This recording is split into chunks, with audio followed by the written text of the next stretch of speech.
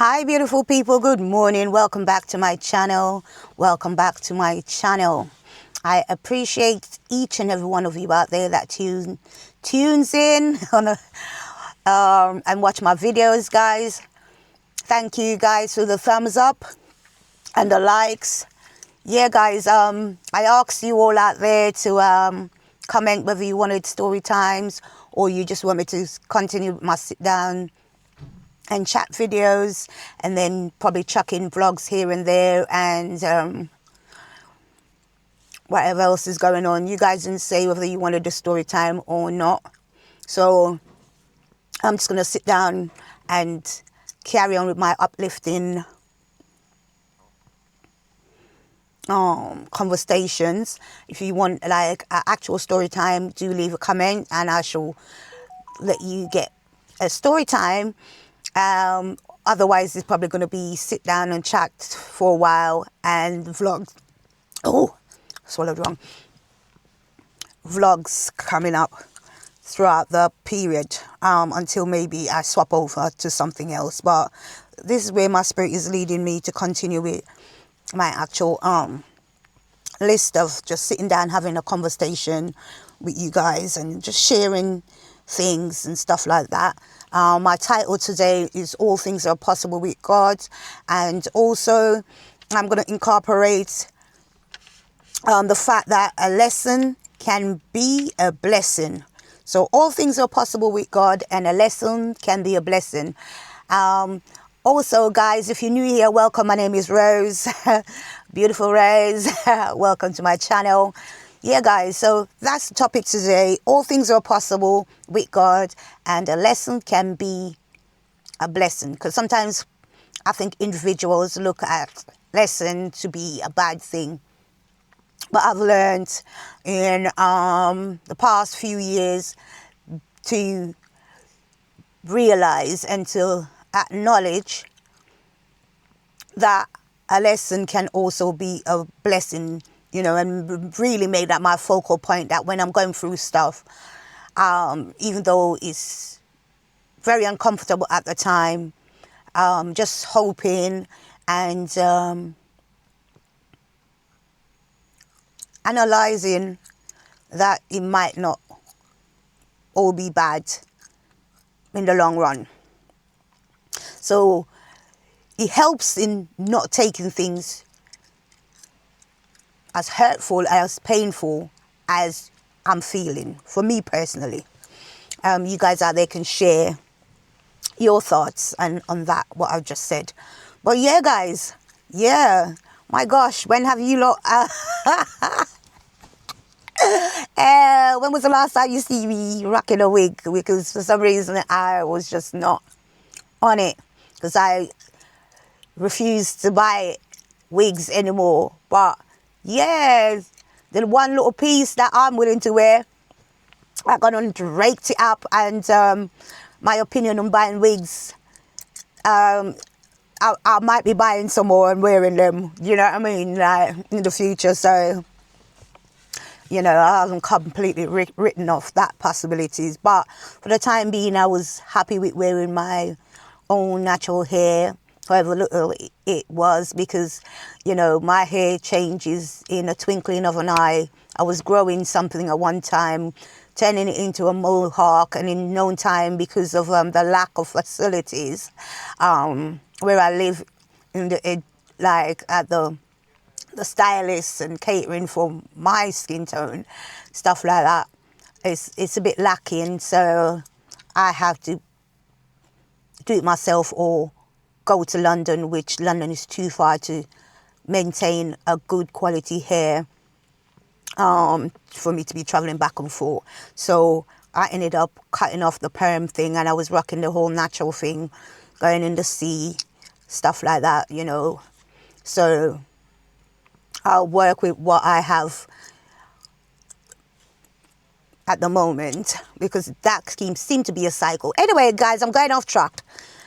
I like my natural hair because when I want to go to the beach and have a swim, I just leave the wig business alone and just go have my swim. Short, natural, wash, you're done. Moving back to the topic. Right, I got my little book here. So you see me looking down. I'm just looking at, try to remember the topic of the conversation.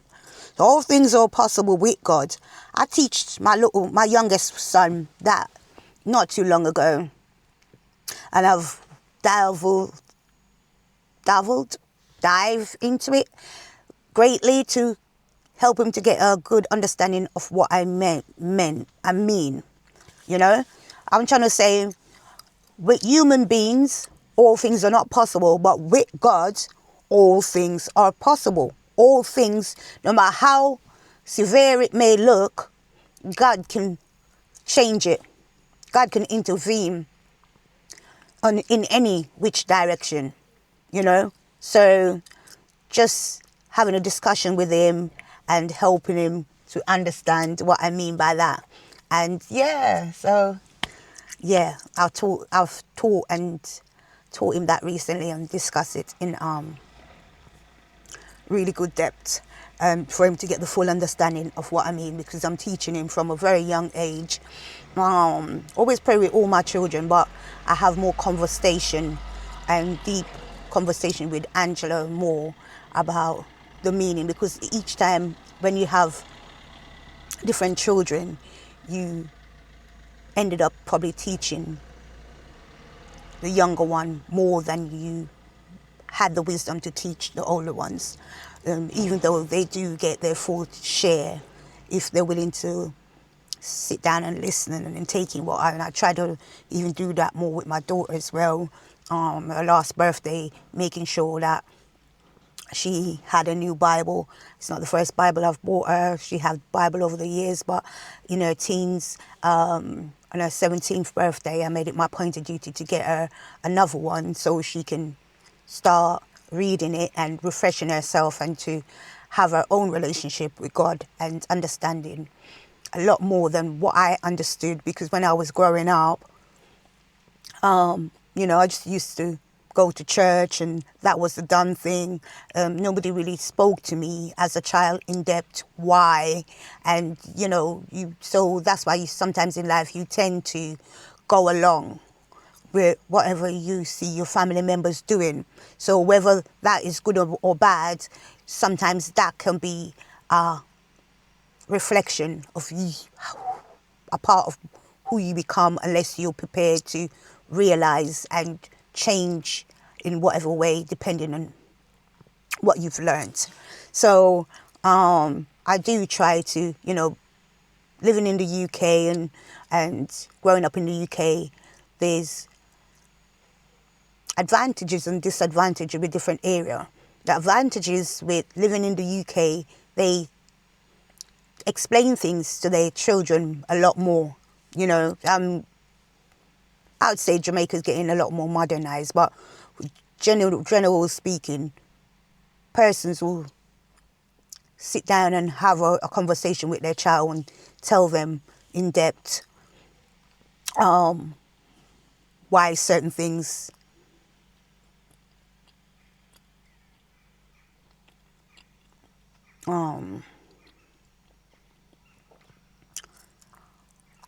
guys, I'm losing my trail of thoughts.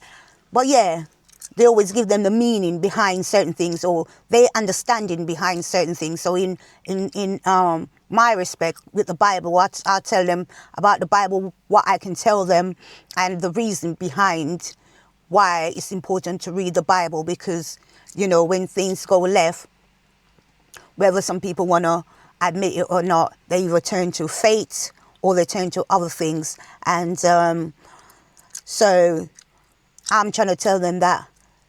And then when the other things doesn't really help, most person always go to God. If they're blessed enough to be led to God, they go to God when it all is said and done. Because even when sometimes you see, I've touched on this topic before, people pass away and stuff like that, and people sending up their balloons or they lighting their candle or something. It's all reverence to a greater thing, you know, the Most High God that created heavens and the earth. Those are the things that give people peace and comfort in you know, helping with the feelings of sadness all of those different types of feeling that one could feel in time of bereavement. So I think regardless from, my overview of life thus far, whether they like to acknowledge it or not, because I always tell you, in this country, one thing I know they're big on, we have the same kind of thing when, even though we follow it through more in Jamaica, when the children are very young, they very much focus on Jesus Christ and the nativities and all of these things. You just get lost along the way, and people try to take it out of school, learning and following through on their learning, even though they do have religious education as part of the curriculum. But I'm just saying, it fades as children get older here. Yeah, in my opinion. So, all things are possible with God. Let's give you guys a little bit more analogy or in-depth discussion about that. As I said before, when all things are not possible with men, because they do change different stuff as they go along with their capability, but God's capability far outweighs anything they could possibly do. Do you understand?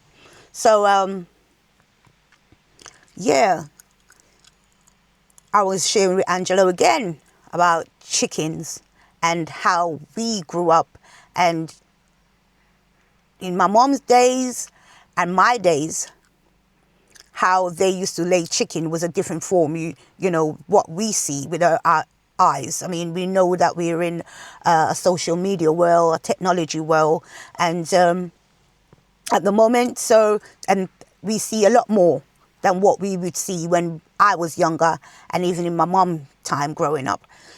But I was sharing with him about chickens, the way we know chickens, they lay eggs and you eat the fresh eggs that they lay, or if you want them to produce more chicken, you probably leave some behind for them to, you have your chicken that perhaps have their hatching season where they sit on their eggs. You leave those eggs, they sit on it, and it becomes a new life. It becomes a new chicken. So I was explaining that to him, and then telling him about modern days like now, how people use the temperature of lighting and warmth to trick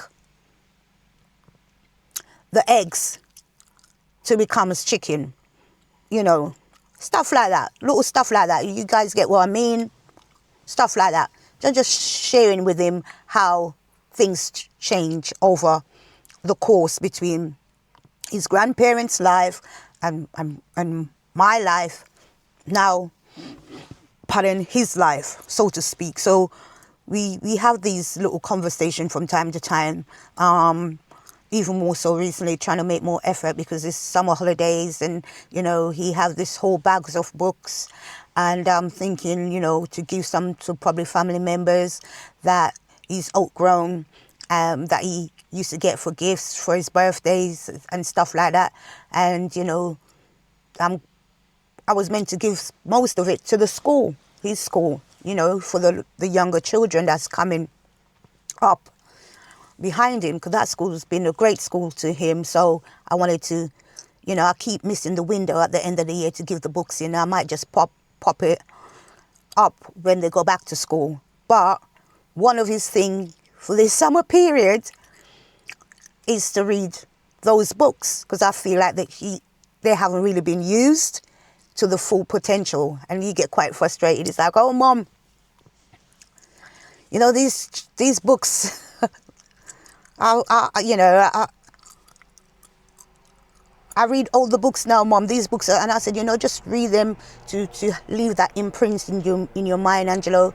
You get these books as gifts. I, use the summer period to just reread them once or twice, and then we can move them on. I feel more comfortable that way because I feel you haven't really get the use of it, and maybe perhaps as me as a mom didn't read him enough stories and stuff like that, because those areas in his vocabulary can be more stronger, through him reading these books, and he reads them, and sometimes he reads them to me, and then we discuss what he read, and I'm teaching him, the difference between just reading selfishly for yourself or just reading in the style as if you're telling a story and you're reading to somebody that's probably deaf, blind, or elderly, or a young person that can't read, or a person that cannot read. I'm teaching him those styles of reading. Read like you're telling a story. Read like you're a generous reader, and share these things as you read. Like, keep mimicking those patterns that when you read, it just sounds like when somebody's singing a song. You transcending the story to the person when you're reading. Even when you're reading to your teachers, they can take great joy in listening to you reading instead of you just rushing, and perhaps you can give a more in-depth conversation about what you just read, because you're just reading for the sake of reading. You're not listening, you're not telling that story. You get more when you're a bit more patient and you're telling that story, and you can definitely give different thoughts on what you read. And he taught me about fiction and non-fiction at my big age. So I was like, Angelo, I know it's probably going to sound dumb to some people to think, oh, didn't even know that. But the penny just dropped. That child has taught me so much. But anyway, the penny just dropped when I said, what you just read, because he read a book. I said, what you just read about this boy that travels in the bubble, because he loves bubble baths. And I know I'm going way off track, guys, but I'll pull it back. Bear with me. Loves bubble bath, and was like, when his mom's not looking, he fill it up with more bubbles, for those who are out there that knows that story. And he ended up in one of the bubbles and just start traveling out his house and all up, down, and the story went on and on.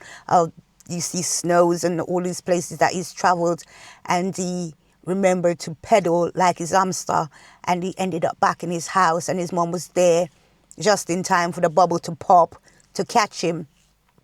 And I said, do you think that's a real story, Angelo? And he said to me, oh, it's a non-fiction story. And I said, oh, a non-fiction story, is it? So what's the difference between a non-fiction story and a fiction story? And he shared with me that a fiction story is a true story, and non-fiction story is one that's been made up. And all of these things. And I was like, oh, because I've heard about fiction and non-fiction before. I never much took the time to know the meaning between the both of them. But here we are, my little son, 9 years old, teaching me. So I was like, oh, excellent, So yeah, going back, all things are possible with God. So when in your prayer time, or you're praying, or you learning more about stuff, and you're thinking, this is happening to me and that's happening to me. It all depends on how you take it. Like I said, when you're going through immediate attack and pain and stuff like that, you just want to crash out. And if you have self-control because you've been disciplined enough, or you train yourself enough to know better than to not have that crash out, or not go in and argue too much with the person that you feel that's targeting you and all of these things. If you have that wisdom to try and hold your peace as best as possible, or pray, oh my days. Sometimes when you're going through the situation, it's so hard to sleep. The headache, because when you feel like you've been stabbed in the heart, and your head is hurting, and you just feel so lost, and you don't know what to do. You can't see the opening. You can't see the help. You know, just send up a prayer to God. And even though that sleep may be difficult, you just leave it in God's hand. Because I'm sure by the time you wake up, you're going to feel better. You're going to feel better. And I'm not telling you anything, guys, that most of the stuff I tell you is from my own experience, you know. So I don't really come and tell you things I haven't experienced, you know. And God can turn things. God can turn things. And sometimes it might take longer. Sometimes it might be a process. It might be like a week or 2 or months or whatever the case may be. You know, even this morning, my devotion, I read about when Jesus went to the wilderness, you know, and fasted for 40 days and 40 nights. Who can capacitate someone fasting for such long time? And I imagine that's lack of food and lack of water. Lack of food, because when you can go without food for a few days and water, to take it to more than a week without food and water, that's a new avenue I haven't ventured. To take it past a certain point. So 40 days and 40 nights. And that's when Jesus was tempted by the devil 3 times. 3 times. And he had to outwit that situation. And to be wiser. Because somebody's going to come and promise you what you already own. And for them to promise or to tell you what you can do, and telling you whether you can survive or not, when you already know that you can survive. You imagine that. That's some form of high manipulation.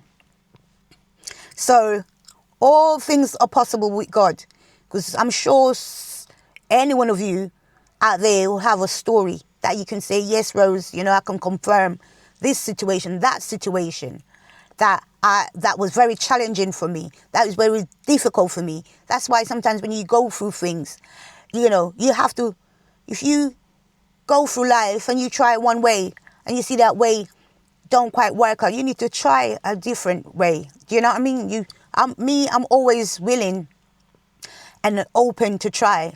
Never always been like that. Never always been like that. And it's like I said, it's been a journey to start. And when you start getting revelations of your capability, you have to be in some real isolation and some real challenging time. Real challenging time. I remember, you know, those times and I'm thinking, I never really looked at it. I kind of looked at it in a little bit, but not much. That human being can be overeaters.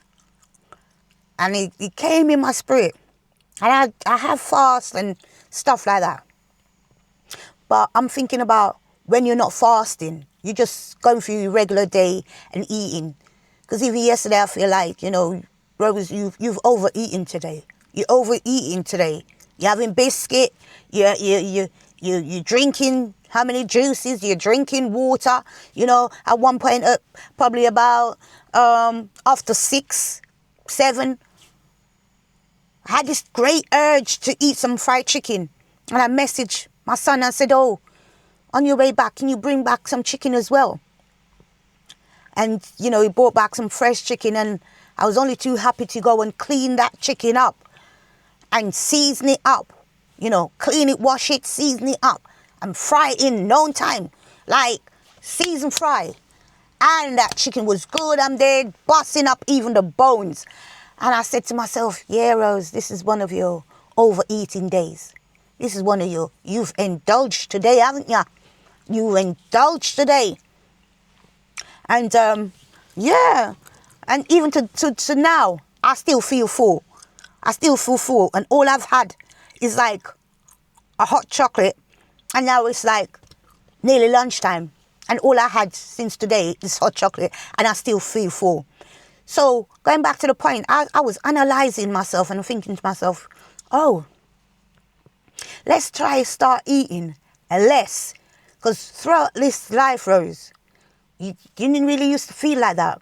But now, as you getting older, I start feeling like you're really overeating.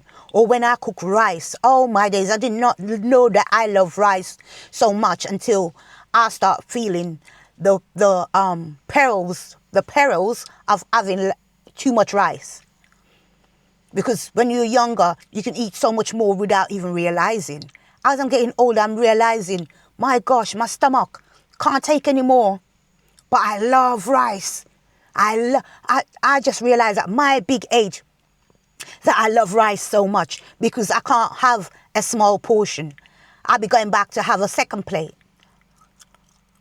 Especially when I'm trying to have that small portion. I find myself having to go back. I probably could go back a third time. So I've realized, and sometimes I can manage myself and sort of force yourself because, you know, all these things sometimes is denying the flesh of you that is selfish, that want to indulge too much in whatever the situation is. And I shared to you one of my things that I haven't quite managed, which is money and finance and all of these things and the looseness of it and the lack of respect and all of the things that goes along with that, you know. Even though I would say I've learned and tried and I'm learning, I'm going through it, but that's one of my things that I really need to get a good handle on. A good handle. And my God, I am trying. And sometimes it has to be the time when people putting two fingers up to you. Yeah. Yeah. And just seeing how you cope, how you navigate. That's how I tell you all things are possible with God. Because sometimes when I just say, okay. I don't just remember God in my mind and think, okay. Because you're the God of all things and you provide everybody's need. And in your prayer it says, our Father who art in heaven, hallowed be thy name, thy kingdom come, thy will be done on earth as in heaven. Give us this day our daily bread. And I know, I pray this. Give us this day our daily bread. And knowing about not worrying. So I tested it and I sat in it.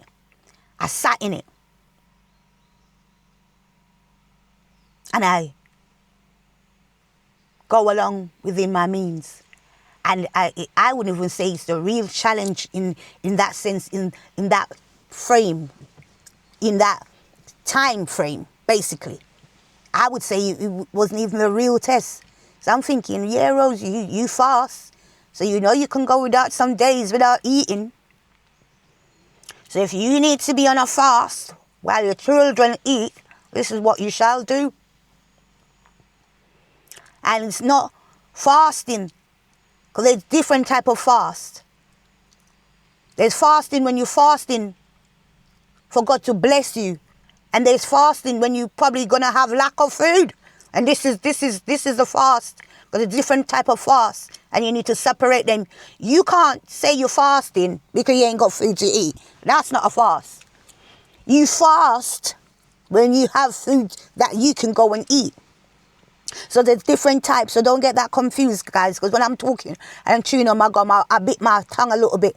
So I know that it's time for me to stop and think what I need to be telling you. So there's different. You can't say you're fasting and you ain't got no food in your cupboard. You ain't fasting on a biblical level for God to think, oh, what can I bless my child with because she has denied herself food. Because there's food in her cupboard and she chose not to eat today. So don't get it twisted, guys. So I like to be very clear And if there's anything I touch on and you want to talk to me about it or put any input, the comment section is there, guys. Like, comment, share, and subscribe, guys. Like, comment, share, and subscribe. Few good men out there. Like, comment, share, and subscribe. So, yeah. And I had to learn that. And to know, yeah, Rose, this is not your natural fast. Where you got plenty of food and you're denying yourself. You're fasting because you need to survive a few days without eating and leaving those stuff so your children can eat. You trained yourself that you can go without food, but this is a different type of fast. Because you ain't got much food in your cupboard, so don't be thinking you're fasting to see what God's going to bless you with. You have to say you're fasting because there are going to be coming times when you're going to have to fast. Because there's going to be lack of food. So treat it as such. And you have found yourself in such a time. It might not be on a severe level, but you found yourself in such a time. Me, I love to talk to myself. Love to talk to myself. And on the bit about a lesson can be a blessing. A lesson can be a blessing, and it's important not be there and stuck your mind into thinking, oh, this is punishment. Because I've learned these are the time for you to grow as well. So even though you want to be there kicking and screaming and having a tantrum or having a meltdown or attacking wherever you think that energy is coming from, and keeping in mind you're not fighting against flesh and blood. You're not fighting against flesh and blood. Even though when they send them, you want to rip them up and tell them about themselves or defend yourself. And sometimes these days I find I have to defend myself. I'm trying to get back to the place where that's not a thing. There was times when I'm really in tune with my Father above, I don't even look. I'll be sitting there laughing, and it's not laughing just in a cheeky way. But it's a ha ha ha ha in my mind. I don't see you. You can stay over there and do what you're doing. But I see you, but I don't see you. Because I've left you to God. So I know. I pride myself in knowing when I'm making trouble. I know I ain't making no trouble. So I don't see you. I left you over there. So the lessons that can be a blessing, that's what I'm telling you guys. Focus. Focus on what you're going through. And I know this in my family. When things is not moved, because I don't want things to be dire straight or me to be piled on with a whole load of shit to know that things ain't right. I want to have that spirit of discernment to say, hold on a minute, something ain't quite right here. Yeah? Something ain't quite right here. I pride myself in trying to maintain that awareness. Because I cannot take shit dabbing me left, right, and center. Yeah? I have time when I go in my depressive stage and water don't see me. And I'm not the type of person to come out my yard and not have a shower. Yeah? But I have times when water don't see me. But the real type of shit, before that gets to me, I like to have my spirit of discernment to know and observe. That's why isolation is good as well. And the lessons that you think is a beating in lessons, and it's not, you don't try to find to see what you need to learn in that. You have to ask yourself, what do I need to learn in this situation? Why is this happening? And you take some time to process, because I used to be very much of a rusher as well. As soon as something goes wrong, I want to fix it straight away. I'm not giving it no time to sit. I want to fix that. I want to get rid of that. So even learning to sit in it. But at the same time, like I said, guys, I don't like when shit dab me. And sometimes when I'm saying things, I don't mean the actual shit daubing me, because that freaked me out. But it's a figure of speech to get my point across directly. So imagine shit daubing you. Nobody wants shit on them. But it's a figure of speech to get my point across. So I made an analogy recently and see my daughter looking at me funny, and I said, you're acting and trying to give me the impression that you don't understand what I'm saying. Yeah? But I hear you cast out someone before when she used to go to school until he's in college now. And I had to laugh. I can't remember exact. You mean what she told them weren't funny. But I had to laugh because I'm thinking, mate, you got that shit from me. Because you wrapped her up in one. You dissed her up neatly. You dissed. And I remember distinctively when I used to, like, curse out people in Jamaica. People used to tell me, oh, well, you sound like your mother. I used to call my mom Queenie. That's her name, Queenie. I sound like Queenie. So I used to deal with them kids. I get that shit from my mom. I ain't got no problem fixing people. Even though I know better, I can't be doing that. But sometimes they push me and I'm thinking, mate. So I heard Tilly wrapped up somebody, and when I think it was, I can't remember if it was a teacher because she ain't telling me. That called me and tell me what she said to the person. And I had a bit of cackle. I'm thinking, yeah. Tilly, that's not right, but ha ha ha. Sometimes when you need to fix their business, I'm thinking, you'll survive because you can't handle yourself. So this is sometimes when I want to get my point across. I don't have the dictionary word to tell you. I was telling them, when people want to climb up through their back area, up to their skull. Up to their skull. And there's no way out, but that's where they are. Sticking it in. Sticking it in, folding their hands, and having a good laugh about your pain. If you allow them. So that was the lesson I was teaching her. Yeah. And that was my analogy. To get the point across directly. I could have simplified it. You know, I'm not that illiterate that I couldn't simplify it to say it's like a dagger to your heart.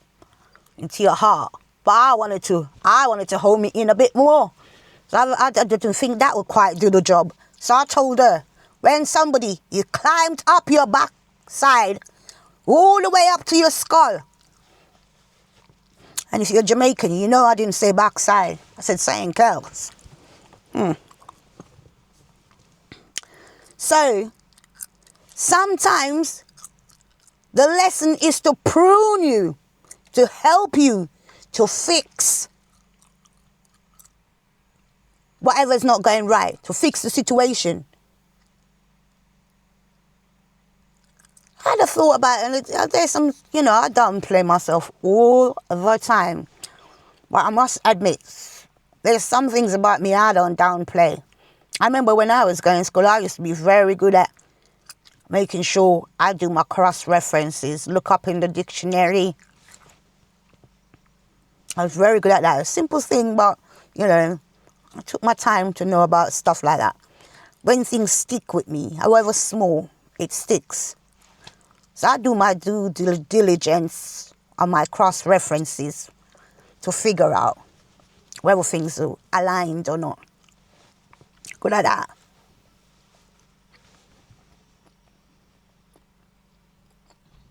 And I do process, When you can ask yourself, nobody want to acknowledge when they're wrong, but when you can ask yourself whether you're right or wrong, and to take corrections, or to learn from even the suckling That's some new level. Like I said, it's my 9-year-old that come and simplify fiction and non-fiction for me. And I've been hearing these things all this time. And even though I tell you about my whole dictionary, I never took the time to know the difference. And he come and simplify and tell me the difference yesterday. So the topics I'm talking about today, let's go over them. Let's go over them. All things are possible with God. I'm going to tell you a story. And this is a true story.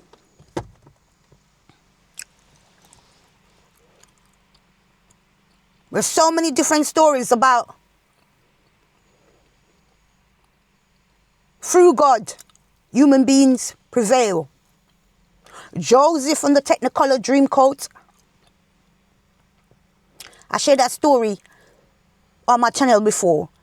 I might not have, when I went back and looked, I might not have shared it in so much in depth or correction in terms of like when I sat.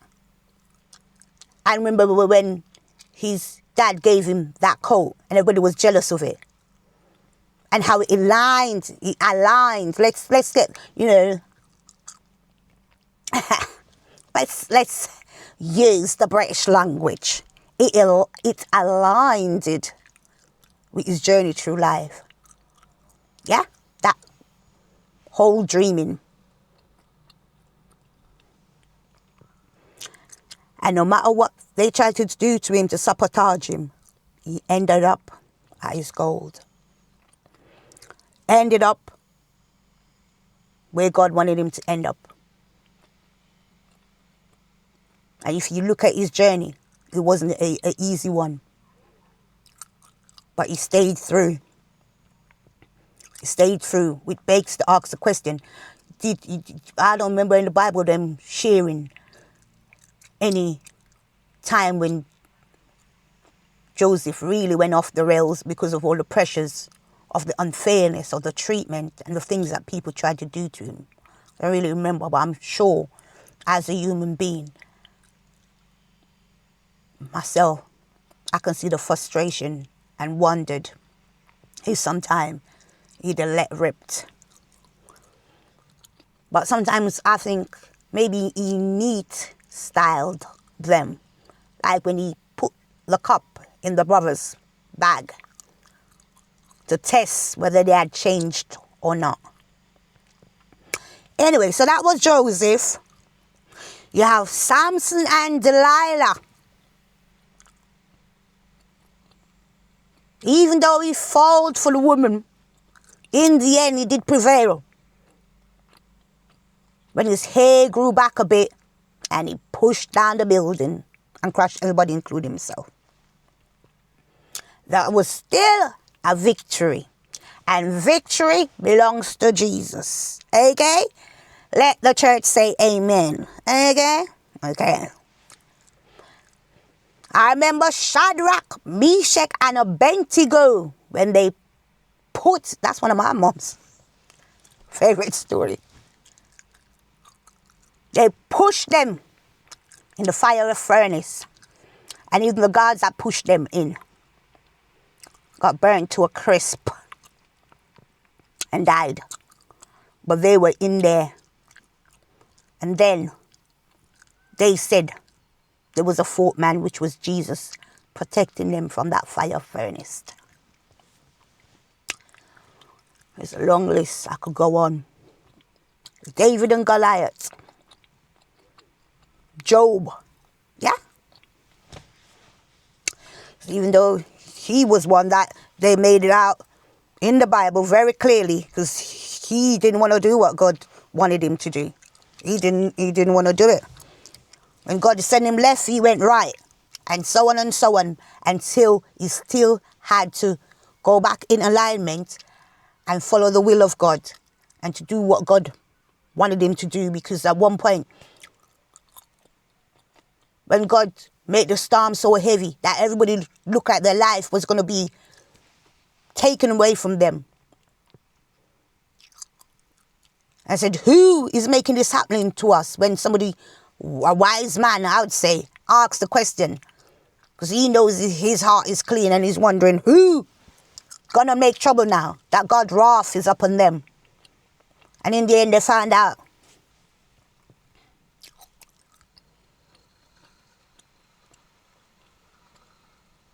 Who it was. Am I saying the right story?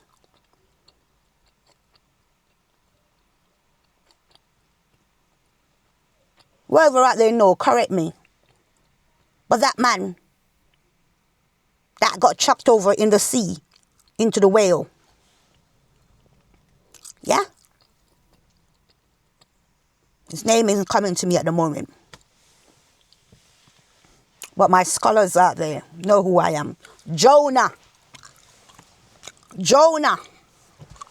Yeah? And in the end, he had to disclose that it was him that making all the things that was happening on the boat. And they chucked him and he was in the whale. And survived till he decided, mate, this disobedient ain't really helping me. I'm just going to end up in the shits. So I might as well go do what God want me to do. So, guys, this is going up to 50 minutes. Anybody out there that watched this video to the end?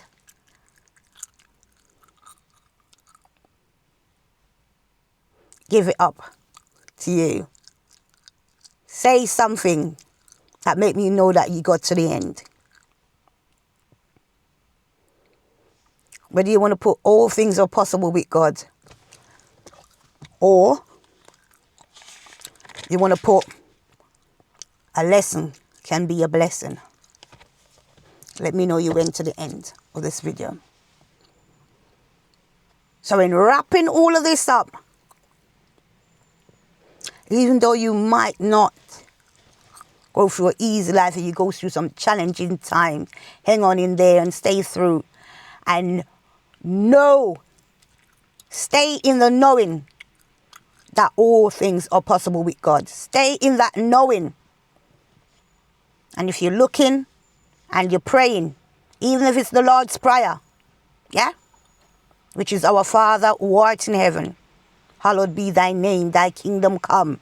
Thy will be done on earth as it is in heaven. Give us this day our daily bread. And forgive us our trespasses as we forgive those that trespass against us. Lead us not into temptation, but deliver us from evil. For thine is the kingdom, the power, and the glory, forever and ever. Amen. You can find the Lord's Prayer, just like you can find anything on Google. If you want to go and purchase yourself a nice little Bible, Amazon, or in a Bible store, or search on Google, you can find all things on there. I wouldn't give it the same thing to say you can find all things on there, but most things you can find on there. So beautiful people, like, comment, share and subscribe, and I hope you have a blessed day and you know who your source is. Praying Jesus Christ. Praying to Jesus Christ, our Lord and Savior. And all things are possible with him, however dark it may look. And you will overcome, if you truly want to. So until next time, I shall see you all in another video. Bye for now, guys.